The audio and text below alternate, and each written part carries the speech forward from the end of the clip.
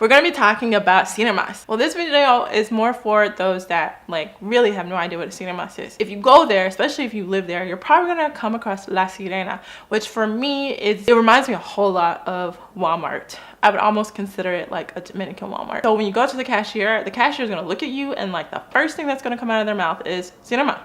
If you don't know what that is, you're going to be like,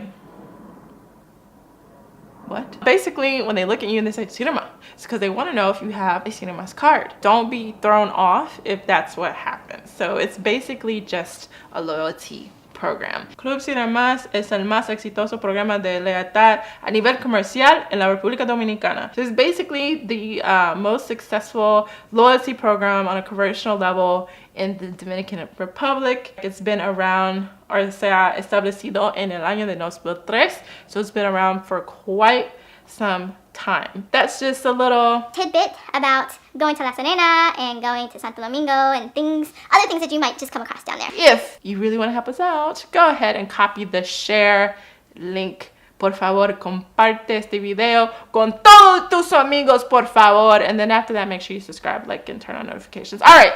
Love you much. Besos. Nos vemos.